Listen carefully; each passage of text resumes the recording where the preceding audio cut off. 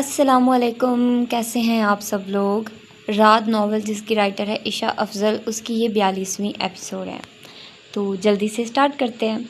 وہ حدید کے آفس سے ملحقہ کمرے کا دروازہ کھول کر اندر داخل ہوا تو بے چینی اور اضطراب سے انگلیاں مروڑتی اور بے دھیانی میں بار بار گنے چنے فاصلے کو طے کرتی کنزا ابراہیم کے قدم یکلختی ساکت ہوئے۔ حدید وہ جھٹکے سے مڑی اور بے ساختہ اسے پکار اٹھی۔ اس اچانک منظر نامے میں اس کے ریشمی بالوں نے مد و جزر کی مانند لہریں کھاتے دلگیر نظارہ پیش کیا۔ اس کا تھمنا، کچھ پکارنا، پھر پلٹنا، آنکھیں سکیڑنا، چہرے کے زاویوں میں اچانک نمایاں تبدیلی برپا ہونا۔ آہ برہان کمال ششدر ہی تو رہ گیا۔ کہاں وہ ہر وقت پرسکون تاثرات سجائے رکھتا تھا، کہاں وہ پل پل انداز بدلتی تھی۔ اسے ہر شے، ہر پکار، ہر آواز، ہر آہٹ کہیں پس منظر میں دبتی محسوس ہوئی۔ وہیں وہ حدید کی بجائے برہان کو دیکھ سخت نالاں ہوئی۔ وہ کم سخن، وہ کچھ ادا، وہ بے وفا اچھا لگا۔ جب بھی ملا روٹھا ہوا، جب بھی ملا اچھا لگا۔ تم پھر؟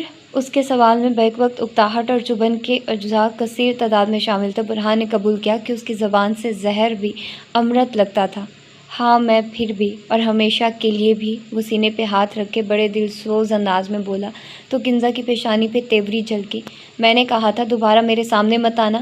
وہ انگلی اٹھائے تنبیہی انداز میں بولی تو برہان مسکرائے بنا نہ رہ سکا۔ قسم اٹھوا لیں، آپ آئی ہیں میرے سامنے، میں نے تو خود کو باز رکھا تھا۔ ایک قدم اس کے قریب ہوتے اس نے جس بے چارگی سے کہا، کنزا کو تو پتنگے ہی لگ گئے، نکلو یہاں سے ورنہ میں سیکیورٹی بلاؤں گی۔ وہ جارحانہ تیوروں سے ہمکنار ہوئی تو برہان نے اس کی دھمکی پہ مسکراہٹ چھپاتے نچلا ہونٹ دبایا۔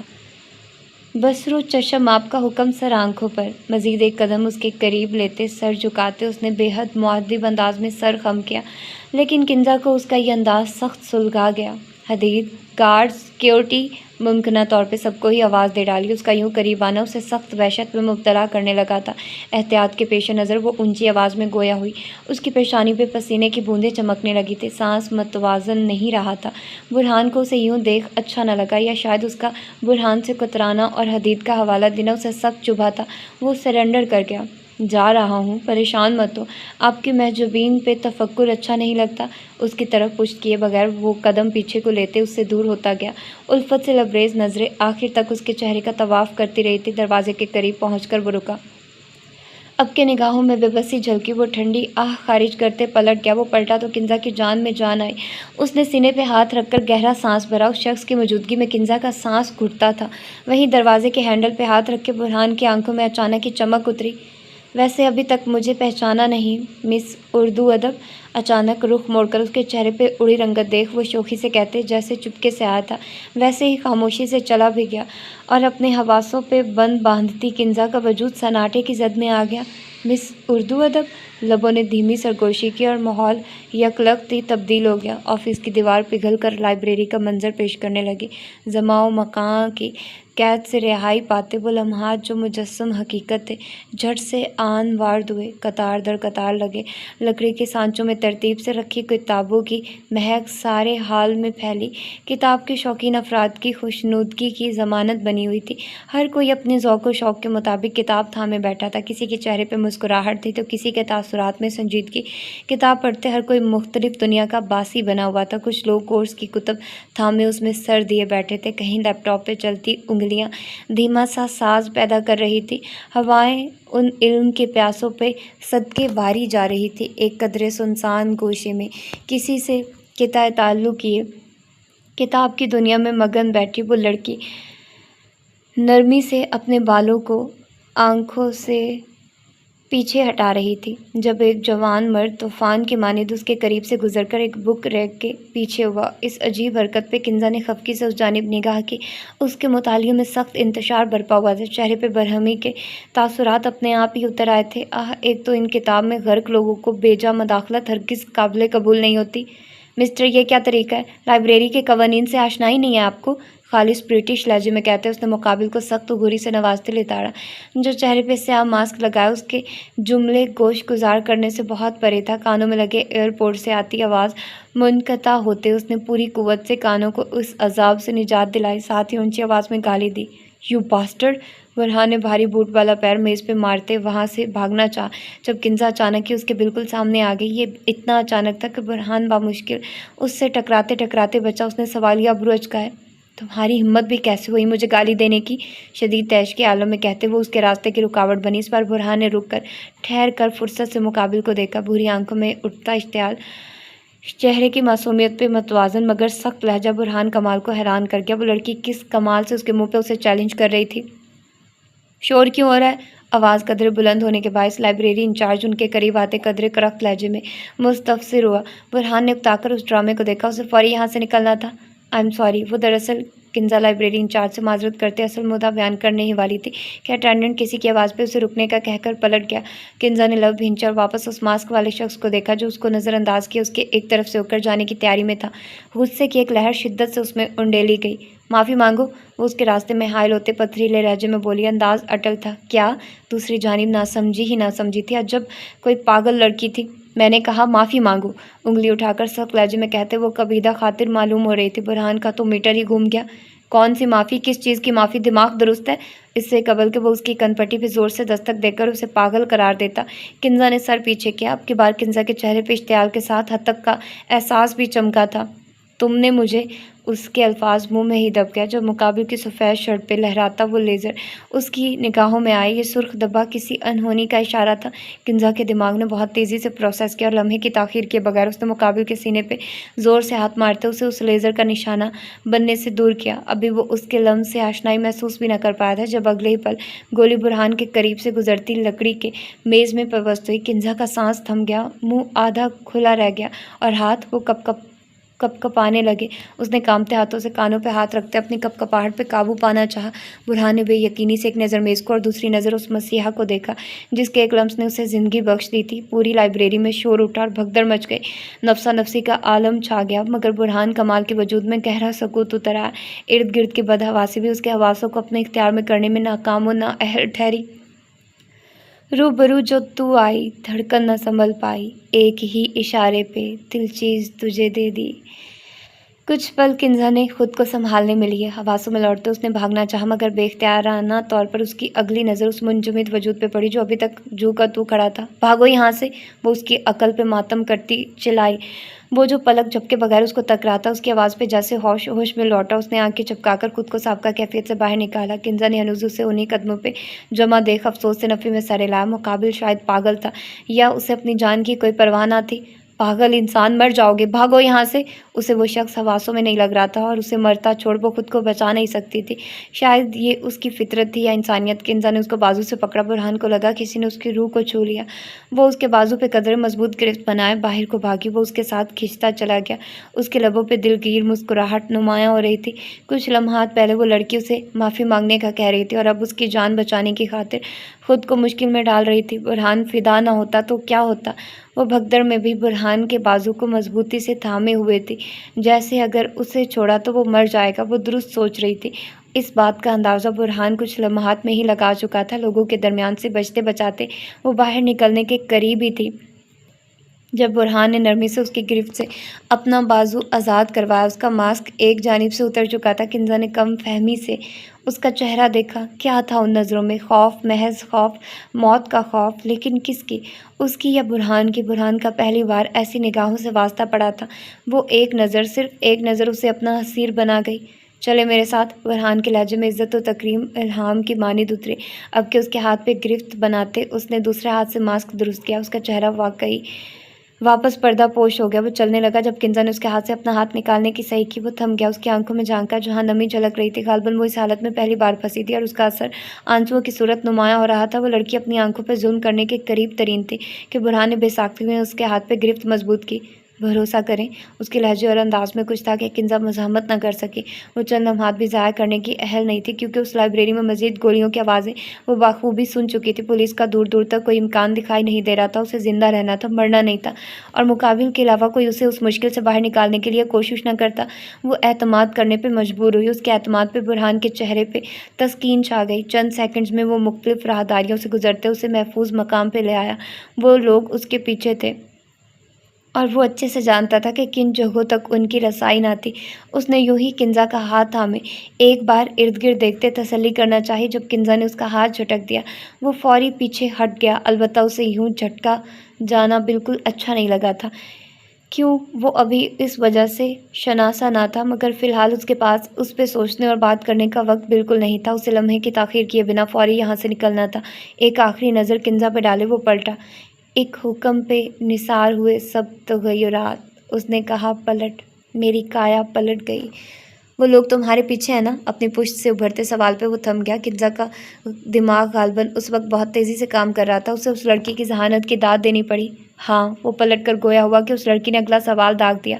تم مجرم ہو یا ملزوم؟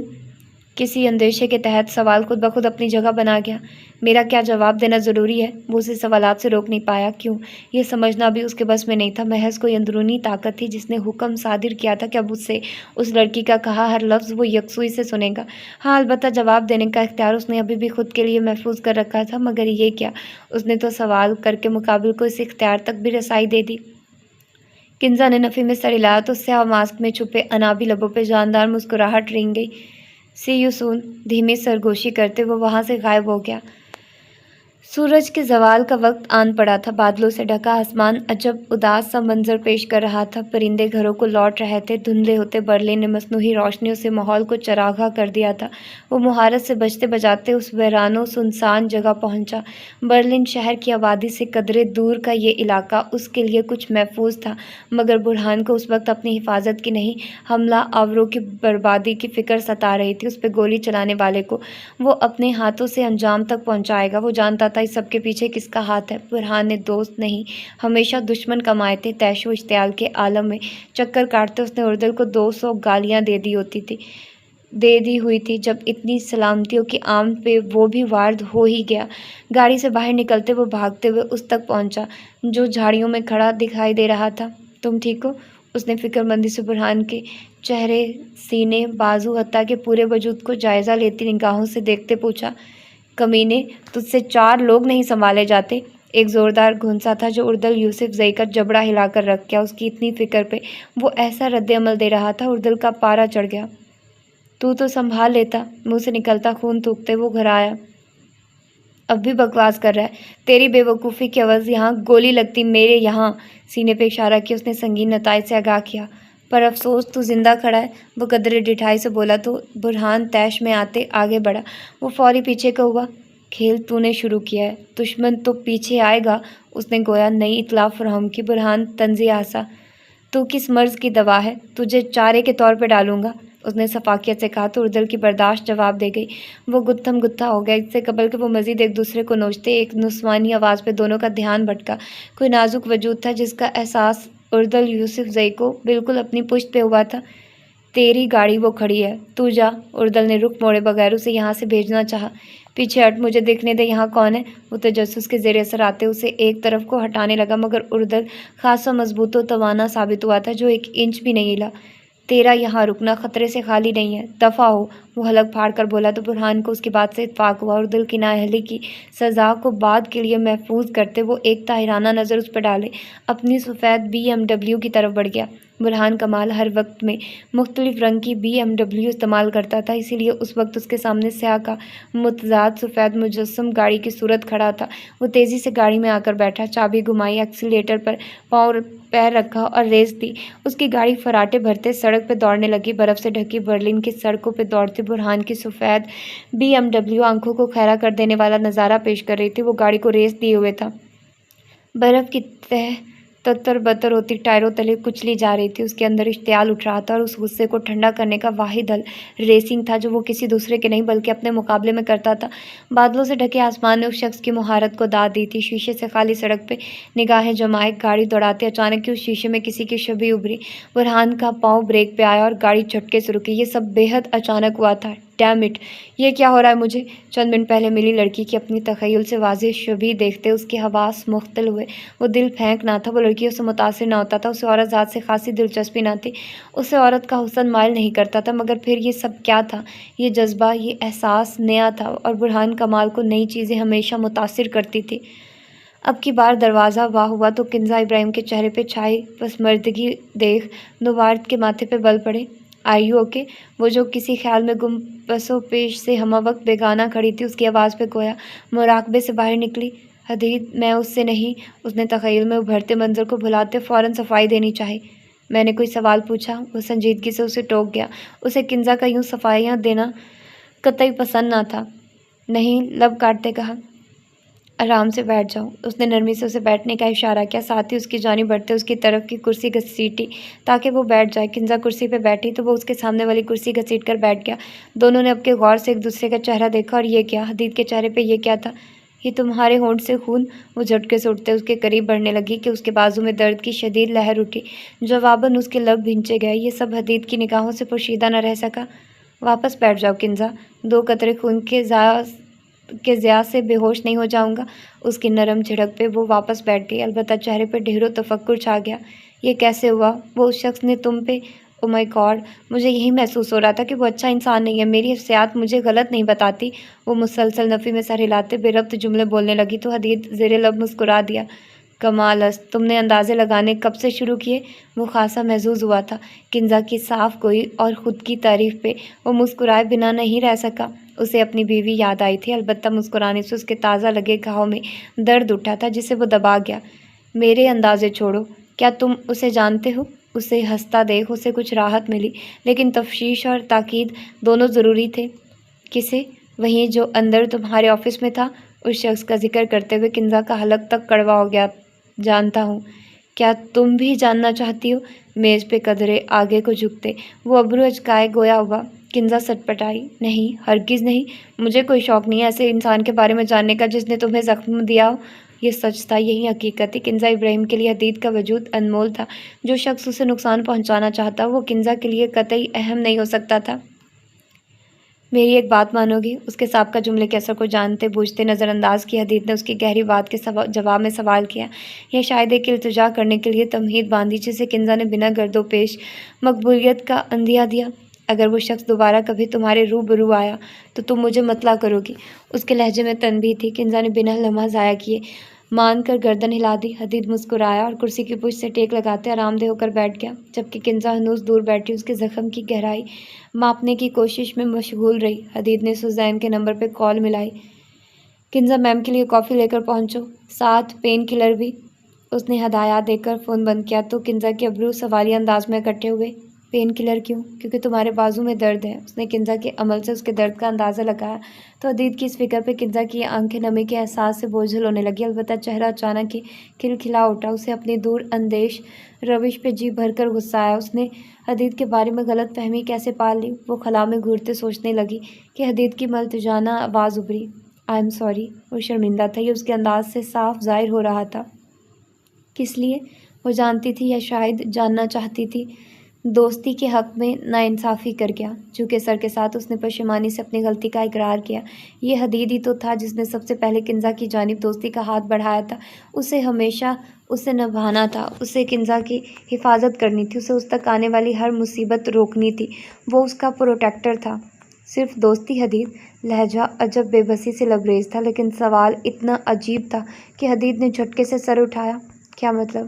کچھ نہیں، مسکرا کر نفی میں سر ہلاتے وہ بات ٹال گئی۔ اندر کہیں حدید کو اس کی یہ مسکراہٹ نہایت مصنوعی لگی۔ پوچھو کہ نہیں، اس دن کیا ہوا تھا؟ وہ کمال مہارت سے موضوع تبدیل کر گئی تو حدید بھی اس کی روش پہ چل پڑا۔ نہیں۔ کیوں؟ انداز میں تجسس نمایاں تھا۔ تمہارے زخم نہیں کریدوں گا، مگر میرے ساتھ کچھ بہت برا بھی نہیں ہوا تھا۔ اس نے یقین دہانی کروانی چاہی۔ تم چاہتی ہو کہ کچھ برا ہو؟ اس نے اچنبھے سے استفسار کیا۔ اگر میں کہوں ہاں۔ اب کہ اس کا انداز شریر ہو گیا، وہ ہر تلخ بات سے باہر نکل رہی تھی، اور یہی کنزا کی سب سے بڑی خوبی تھی، وہ خود کو منفی اثرات سے بہت جلد نکال لیتی تھی۔ تو تمہیں نیند کی ایک گولی بھی دینی پڑے گی، حدید نے جس چڑھنے والے انداز میں کہا۔ کنزا کا قہقہ بے ساختہ تھا۔ معاف کیا۔ اسے دل سے مسکراتا دیکھ اس نے دوبارہ عرضی پیش کی، یا شاید گرد سے نکلنے کی صحیح کی۔ تمہیں کنزا کا قتل بے معاف، تم حق تلفی کی معافی مانگتے ہو؟ جس لہجے، جس انداز، جس پختگی سے یہ الفاظ ادا ہوئے، حدید عالم کا وجود اتنی ہی برق رفتاری سے برف ہوا۔ سوزین کا دروازہ نوک کرنا، کنزا کا اسے اندر آنے کا عندیہ دینا، اس کا اندر آنا کافی اور پین کلر کنزا کو پیش کرنا، اس کا واپس جانا، کنزا کا پین کلر کھانا، پھر اس کا کافی پینا، سب سلو موشن ہونے لگا تھا۔ حدید کے لیے دنیا رک رک کر چلنے لگی تھی۔ اس نے آنکھ کا اشارہ کیا اور اگلے ہی پل جوس کا گلاس رجا کے کپڑے خراب کرتے زمین بوس ہوا۔ وہ جو اپنے دھیان میں مگن سی کرسی پہ بیٹھنے کے قریب ہی تھی، اس اچانک افتاد پہ ہڑبڑا گئی۔ "واٹ ربش!" الفاظ بے ساختہ تھے۔ اس نے فوری اپنے کپڑے دیکھے جو خراب ہو چکے تھے۔ اس نے غصے سے سر اٹھایا۔ اس کے ہمراہ آنے والے متفکر انداز میں اٹھ کھڑے ہوئے۔ اس سے قبل کہ وہ کچھ کہتی، ویٹر منت بھرے انداز میں بولنے لگا، "I am sorry ma'am, please معاف کر دیں، میری شکایت نہیں کیجیے گا، مجھے پہلے ہی بہت مشکل سے جاب ملی تھی میں"۔ اس کے انداز میں اتنی منت سماجت تھی کہ رجا کا سارا غصہ جھاگ کی مانند بیٹھ گیا۔ "بریک پہ پیر رکھو، واش روم کہاں ہے یہ بتا دو"۔ چاہ کر بھی وہ اسے کڑوی کسیلی نہ سنا سکی۔ بقول اس کے ویٹر بھی انسان ہوتے ہیں، انہیں انسان سمجھنا بے حد ضروری ہوتا ہے۔ دوسرے میز کی کرسی پہ بیٹھے مرد نے خاصی پرشوق نگاہوں سے سارا نظارہ دیکھا۔ لڑکی نرم دل واقع ہوئی ہے، امپریسو۔ وہ حقیقتاً اس لڑکی سے متاثر ہوا تھا۔ بابا کا فیصلہ درست تھا۔ "یہیں بیٹھو، کھانا آرڈر کرو، میں اسے واش کر کے آتی ہوں"۔ اس نے تسلی آمیز لہجے میں ان کو ہدایت دی اور واش روم کا رخ کیا۔ جس تک ویٹر نے اس کی مدد کی، اسے واش روم کے باہر چھوڑتے، وہ ویٹر فوراً سے قبل اس مرد کے پاس پہنچا جو اس کا اشارہ پاتے فوراً واش روم کے قریب بڑھا۔ وہ فون کان کو لگائے باہر ٹہلنے لگا۔ دور سے دیکھنے والے کو یوں ہی معلوم ہو رہا تھا کہ وہ کال پہ کسی سے محو کلام ہے، اسی لیے اس کا یہاں ٹہلنا سہل ہو گیا۔ اسے رجا کے باہر نکلنے کا انتظار تھا۔ اندر وہ کسی محاذ پہ لڑنے والے جنگجو کی طرح اپنے کپڑوں پہ لگے دھبوں کو ختم کرنے کے لیے کوشاں ہوئی، مگر مجال تھی جو وہ صحیح سے دھل جاتے۔ اس کی نئی خوبصورت شرٹ برباد ہو چکی تھی۔ پتہ نہیں جوس تھا کہ خون جو دھل کے نہیں دے رہا۔ "ماما ٹھیک کہتی ہے، مجھے اپنے کپڑے تو دھونے آنے چاہیے"۔ وہ روان سی ہوئی۔ "اف رجا، کیا ہو گیا؟ ایک شرٹ ہی تو ہے، کچھ نہیں ہو جاتا"۔ اس نے خود کو اپنے پھوڑ پن کے لیے معاف کیا۔ پے در پے ٹیشو پیپرز نکالتے اور انہیں برباد کرتے اس کی بڑبڑاہٹ بھی تسلسل سے جاری و ساری تھی۔ ادھر ختم ہوئے بے دھڑک استعمال ہونے والے ٹیشو اور ادھر شروع ہوئی رجا کی دہائی، "ایک تو قسمت دیکھو میری، ٹیشو بھی ابھی ختم ہونے تھے، مجال ہے کوئی کورین ہیرو آ کر کہتا، رجا پریشان کیوں ہوتی ہو، یہ لو ٹیشو چھوڑو، میں پورا اسٹور"۔ دروازہ کھول کر باہر نکلتے بھی اس کی بڑبڑاہٹ ہنوز جاری تھی جب کوئی اچانک سے اس کے سامنے آیا۔ "غالباً آپ کو یہ چاہیے"۔ جوان و توانا مرد نے کپڑے کا نفیس ٹکڑا اس کے سامنے کیا تو رجا کے قدموں کے ساتھ اس کی چلتی زبان بھی تھم گئی۔ اس نے چہرہ اٹھا کر مقابل کو دیکھا اور اس کی آنکھوں سے نکلتی چمک دیکھ مسحور سی ہو گئی۔ "آپ یہ لے لیں پلیز، لڑکیوں کا یوں گیلا گھومنا مناسب نہیں ہوتا"۔ رجا کو ہنوز ساکت کھڑا دیکھ اس نے دوبارہ اس کا دھیان اپنے ہاتھ کی جانب مبذول کروایا جس میں وہ نفیس کپڑا موجود تھا۔ رجا نے کچھ جھجکتے ہوئے وہ کپڑا تھام لیا۔ "Thanks, any time". مسکرا کر کہتے ہوئے اس کے چہرے پہ متاثر کن تاثرات دیکھے پلٹ گیا اور رجا اسے جاتا دیکھتی رہ گئی۔ وہ شخص طلسماتی تھا شاید، یا شاید یہ اس کی نظروں کا اثر تھا، یا شاید ان ڈراموں کا جو وہ ہر وقت دیکھتی تھی۔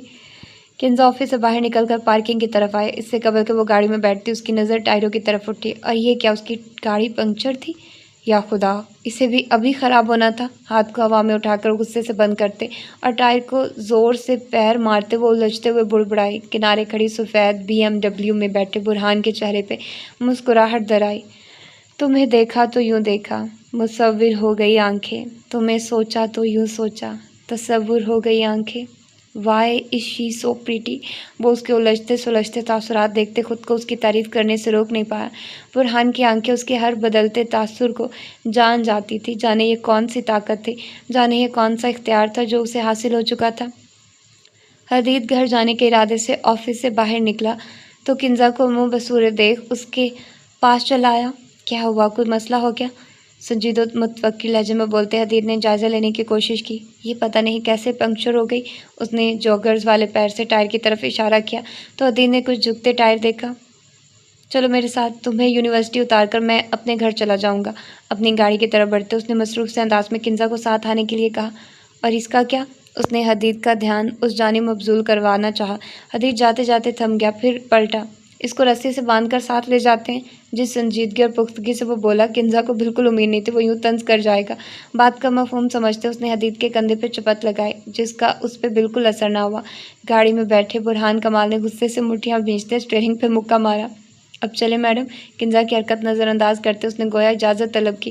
"مجھے لگا تھا تم اب جم جانا چھوڑ چکے ہو"۔ اتنی زوردار چپت پہ اس کا بالکل ٹھنڈا رد عمل دیکھ وہ سوالیہ ہوئی۔ اور ایسا کیوں لگا؟ ابرو اچکا اس نے نافہمی سے پوچھا، ساتھ ہی اس کے لیے فرنٹ سیٹ کا دروازہ کھولا تو کنزا کچھ جھیپ سی گئی۔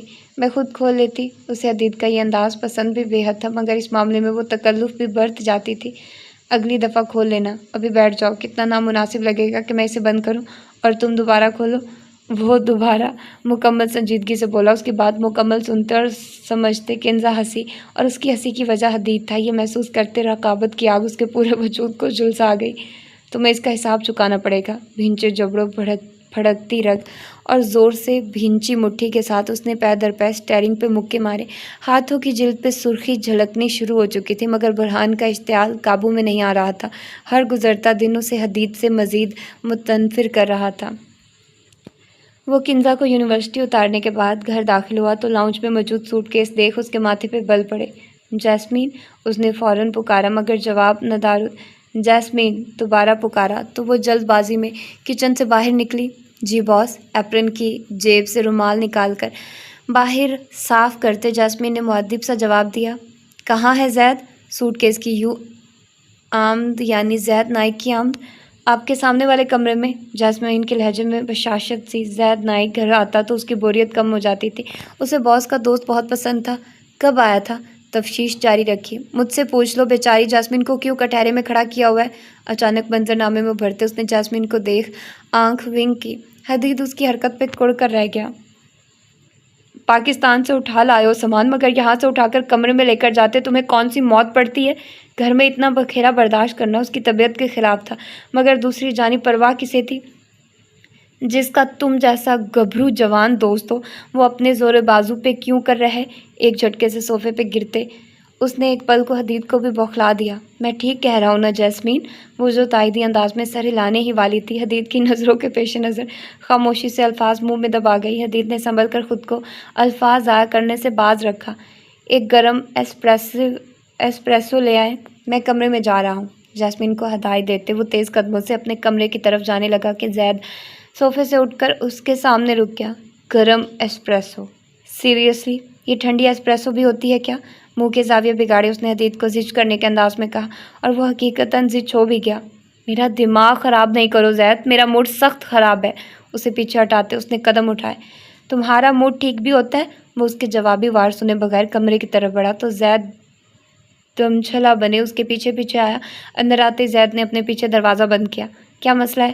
حدید اکتاہٹ سے بولا۔ یہ تو تم بتاؤ حدید عالم کہ آخر مسئلہ کیا ہے؟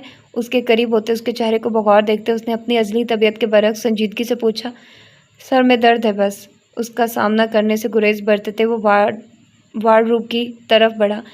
لیکن تمہارا شکست خوردہ انداز اور چہرے پہ موجود یہ گھاؤ کوئی اور ہی داستان سنا رہے ہیں۔ اس کو بازو سے پکڑ کر اس کے چہرے کو نگاہوں میں رکھے وہ جس گہرائی سے بولا حدید کو چھپانا مشکل ہو گیا۔ ابھی جاؤ یہاں سے۔ اس کا ہاتھ اپنے بازو سے ہٹاتے اس نے کمزور لہجے میں درخواست کی۔ دوست جب تکلیف میں ہو تو اسے تنہا چھوڑنا بے وفائی کے زمرے میں آتا ہے۔ زید نے نہایت سنجیدگی سے اپنا قیام واضح کیا۔ وہ اس کے جملے کو نظر انداز کیے خاموشی سے وارڈروب کی جانب بڑھ گیا۔ سادہ اور آرام دہ ٹراؤزر شرٹ نکال کر الماری کے پٹ بند کیے۔ زید کمرے کے بیچوں بیچ کھڑا اس کی کارروائی ملاحظہ کرتا رہا۔ وہ واش روم جانے لگا تو زید نے راستہ روک لیا۔ حدید نے کم فہمی سے اس کی جانب دیکھا، اسے کچھ بھی سمجھنے کا موقع دیے بغیر۔ اگلے ہی پل زید نے اس کے گرد بازوؤں کا گھیرا بنایا، وہ جو خود کو مضبوط ظاہر کرنے کی تگ و دو میں جتا تھا۔ دوست کا سہارا ملتے پل بھر میں بھربھری ریت کی دیوار کی مانی ڈھہ گیا۔ ہاتھ میں پکڑے آرام دہ کپڑے زمین بوس ہو گئے۔ سب ٹھیک ہو جائے گا۔ الفاظ بے حد عام تھے، مگر اس کے لہجے میں جو تشفی کا احساس تھا اس نے اسے خاص بنا دیا تھا۔ حدید عالم پہ زندگی مہربان کیوں نہیں ہوتی زید؟ مصنوعی مضبوطی سے اس کے سینے لگے۔ وہ بچوں کی طرح شکوہ کر گیا، لہجہ نم اور الفاظ شکوہ کناں سے تھے۔ زید نے اس کی پیٹھ سلائی، کیونکہ حدید عالم اللہ کا پسندیدہ بندہ ہے۔ اس کے بالوں کو بکھیرتے اس نے جس برجستگی سے جواب دیا، اتنی حیرت و بے یقینی کے زیر اثر وہ اس سے الگ ہوا۔ انتقام کی آگ میں جلنے والے کب سے اللہ کے پسندیدہ ہو گئے؟ یہ خود شناسی تھی یا شاید خود ترسی، لیکن اس کے انداز میں شکست کا عنصر نمایاں تھا۔ زید کے دل کو دھکا سا لگا۔ مضبوط انسان کو ٹوٹتے بکھرتے دیکھنا صبر آزما ہوتا ہے۔ قصاص لینا تمہارا حق ہے حدید۔ اسے کندھوں سے تھامے اس نے اٹل و مضبوط لہجے میں باور کروایا۔ حدید نے لب کاٹے، اور اس سب میں ہر اپنے کو کھو دینا رنجیدگی کا عالم تھا۔ ماحول میں گویا دکھی ساز پھیل گیا۔ جو اپنے ہوتے ہیں وہ کبھی نہیں کھوتے۔ زید نے پختگی سے جواب دیا۔ ایک پل کو اس کے دل کو ڈھارس ملی، لیکن اگلے خوف جو سام کی طرح پھن پھیلائے اسے نگلنے کو تیار تھے، وہ ان سے کیسے پناہ پاتا؟ میں کیا کروں؟ میرا دل اتنا بڑا نہیں ہے کہ اپنے باپ کے قاتل کو معاف کر دوں۔ وہ صفائی پیش کر رہا تھا، یا شاید خود کی بے بسی پہ پریشان ہو رہا تھا۔ کسی کا دل اتنا بڑا نہیں ہوتا، اور جب باپ لقمان عالم ہو تو تمہیں حق ہے کہ ان کا بدلہ لینے کے لیے تم قاتل کو مقتل گاہ گھسیٹو۔ زید کے انداز میں چٹانوں کی سختی تھی۔ وہ اس فعل میں ہمیشہ حدید کے ساتھ کھڑا تھا، پھر چاہے اسے کسی بھی حد تک کیوں نہ جانا پڑتا۔ اس کے الفاظ حدید کے رستے زخموں پہ ایسی مرہم پٹی لگا گئے جس نے اس کی سابقہ کیفیت کو چند ہی لمحات میں تغیرات سے گزارتے موم کر کے رکھ دیا۔ اس نے گہرا سانس بھرا۔ اب کچھ بہتر محسوس ہو رہا تھا۔ دوست کا دیا یہ مرہم آب حیات کی مانند ثابت ہوا تھا۔ شکریہ زید، ہلکا پھلکا محسوس کرتے حدید ممنون لہجے میں گویا ہوا، ساتھ ہی اس کا کندھا تھپکا۔ معذرت، لیکن میں صرف چیک کی صورت ہی شکریہ قبول کرتا ہوں۔ وہ اس کا ہاتھ اپنے کندھے سے ہٹاتے ہاتھ کے اشارے سے ہوا میں دستخط کرتے بولا تو حدید نہ چاہتے ہوئے بھی ہنس پڑا۔ زید درست کہتا تھا، اس کا یہ شوخ چنچل پن ہی حدید کے لیے مرہم بنتا تھا۔ اسے زید کی بات سے اتفاق ہوا۔ لالچی انسان، بڑبڑاہٹ کرتے اس نے زمین سے کپڑے اٹھائے۔ کنجوس انسان، وہ بھی پیش رہا۔ القابات کا ٹاکرا برابر رہا۔ وہ کپڑے اٹھائے واش روم گھس گیا، اور زید بیڈ پہ بیٹھ گیا۔ اس کے چہرے پہ گہری سنجیدگی چھا گئی، ماتھے پہ بل ڈھیر سارے تھے، اور آنکھیں کسی غیر مرئی نقطے کو گھور رہی تھی۔ وہ مزید یوں ہی بیٹھا رہتا کہ واش روم کا دروازہ کھلا اور حدید ٹاول سے بال رگڑتا باہر نکلا۔ کس نے ہاتھ لگایا تمہارے چہرے کو؟ ایک نظر اس کے چہرے پہ ڈالے وہ عجیب سے انداز میں بولا۔ حدید کو اچنبھا ہوا۔ برہان کمال، سادگی سے جواب دیا، البتہ لہجے کی کڑواہٹ زہد سے پوشیدہ نہ رہی۔ وہ برق رفتاری سے بستر سے اٹھا۔ اس نے مٹھی بھینچ کر مکہ بنا، کچھ پئی نہیں تھا کہ دیوار کو برہان سمجھے وہ اپنا مکہ توڑوا لیتا۔ اس کی شکل تو میں بگاڑ کر آتا ہوں۔ جذبات میں آتے اس سے قبل کہ وہ دروازہ کھول کر نکلتا اور واقعتاً برہان کا دروازہ توڑتا، حدید نے تیزی سے اسے بازو سے تھاما۔ شش، بیویوں والی حرکات نہیں کرو، میں کوئی ننھا بچہ نہیں ہوں جسے تم دفاعی حصار میں لوگے یا اس کی خاطر کسی سے لڑو گے۔ وہ خالصتاً اس کا مذاق بنا رہا تھا، ایسا زید کو لگا، لیکن وہ اس کا دھیان بٹا رہا تھا۔ یہ حدید کا جواز تھا۔ تم نہ بھاڑ میں جاؤ۔ اس کی لب کشائی پہ ایسے الفاظ سن زید کو تو پتنگے ہی لگ گئے تھے، سو وہ جل کڑ کر برہمی سے گویا ہوا۔ تمہارے ساتھ جاؤں گا۔ ایک آنکھ کا کونا دباتے ہوئے اسے مزید ستانے کا ارادہ کیے ہوئے تھا۔ میں تو جنت جاؤں گا، اس نے گویا حرف آخر کہا، البتہ چہرے کی ہیئت میں کچھ ڈگمگاہٹ شامل ہوئی۔ اعمال تو اس کے جنت جانے والے معلوم نہیں ہو رہے تھے۔ خوش فہمیاں تو دیکھو۔ ڈریسنگ کے پاس بڑھتے اس نے مزید تیلی لگائی۔ مجھے نہ اس برہان کا شکریہ ادا کرنا چاہیے، جو کام میں اتنے سالوں سے نہ کر سکا وہ کتنی آسانی سے کر گیا۔ تیلی تیل پہ لگی تھی، آتش افشا ہو گئی تھی۔ اچھا، اور وہ کیا؟ خود پہ پرفیوم چھڑکتے وہ واپس پلٹ کر استفہامیہ ہوا، لیکن برا ہوا کیونکہ زید اس وقت سچ میں تپ چکا تھا۔ اگلے ہی پل ایک زوردار گھوسا حدید عالم کے سارے حواس معطل کر گیا۔ یہ زید نے عمل کر کے دکھایا۔ حدید کے سامنے اس کا وجود جھومنے لگا، آنکھیں دھندلی سی ہو گئی۔ اس نے بے ساختگی میں سر تھاما۔ چاہتا تو میں بھی کر سکتا تھا، مگر رعایت دے کر رکھے، پر تم سچ میں مار کے مستحق ہو۔ اس کا رد عمل حدید کے سارے پیچ کس گیا تھا۔ وہ بامشکل سنبھلا۔ جاسمین جو دروازہ نوک کرتے اندر آئی تھی، حدید کی ناک سے خون نکلتا دیکھ چیخ مار گئی، اور ایسپریسو یعنی گرم ایسپریسو کا مگ زمین بوس ہوا۔ اس اچانک دھماکے پہ دونوں نے رخ موڑے۔ زمین پہ بھورا مایا دیکھا جو ناقابل فہم اشکال بنا چکا تھا۔ بس اسی کی کمی رہ گئی تھی۔ نفی میں سر ہلا کر ناک سے بہتا خون آستین سے صاف کرتے وہ کمرے سے باہر نکل گیا۔ زید جو جوابی کارروائی کی امید کر رہا تھا، اس کے خاموشی سے چلے جانے پہ جل بھن کر رہ گیا۔ باس کو کیا ہوا؟ جاسمین اپنے باس کے لیے بے حد فکر مند ہوئی۔ دورہ پڑا تھا، زید عاجز آ کر بولا۔ باس کو مرگی کا مسئلہ ہے؟ اس کا تو منہ ہی کھلا رہ گیا۔ نہیں، دماغی مسئلہ ہے، چڑ کر کہتے وہ بھی کمرے سے واک آؤٹ کر گیا۔ جاسمین فوری ان کے پیچھے آئی، مگر دونوں جوانوں کو گھر میں نہ پا کر مایوس ہوئی۔ بیچارے باس، جانے دماغی مسئلے کے ساتھ اتنا کام کیسے کر لیتے ہیں؟ خداوند رحم کرے۔ اپنے باس کے لیے دعا گو ہوتے وہ گری ایسپریسو صاف کرنے لگی، گرم کے بعد ٹھنڈی اور ٹھنڈی کے بعد زمینی ایسپریسو۔ یہ تمام انواع و اقسام حدید عالم کے ہاں ہی پائی گئی تھی۔ تو یہ تھی اس کی آج کی 42ویں ایپیسوڈ، اور تھوڑا سا مجھے کیوٹ لگا جب وہ دونوں ایک دوسرے کے گلے لگتے ہیں اور وہ تھوڑا سا سینٹی ہو جاتا ہے۔ حدید عالم ہے تو وہ بھی انسان ہی نا، اس کو بھی فیل ہوتی ہے چیزیں. دوسری طرف سے اچھا تو برہان اس طرح سے اس سے ملتا ہے جیسے وہ